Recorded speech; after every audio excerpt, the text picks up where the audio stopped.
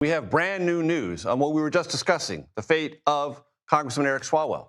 He just announced he's resigning. So let me turn back to Taurean Small on Capitol Hill. Taurean.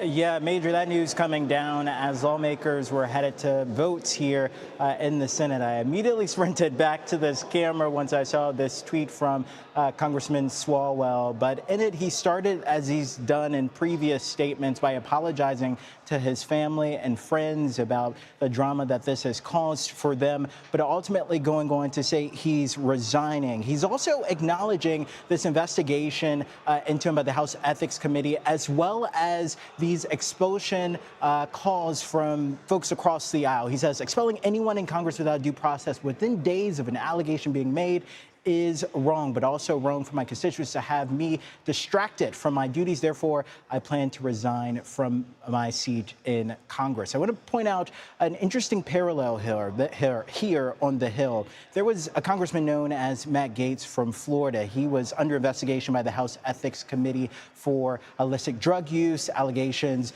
of sexual misconduct, and he was also tapped to be President Trump's attorney general. That's when we really saw this groundswell of support for him to be ousted or his name to be withdrawn from that. Not only did he withdraw his name from that, but he resigned amid threats from members of the House Ethics Committee to release their findings of their investigation into him. This was typically used as a tool to encourage lawmakers to resign without having to go through the expulsion process. This is pretty effective here in Swalwell's case, avoiding this expulsion by taking matters into his own hands and pulling himself away from the seat, Major.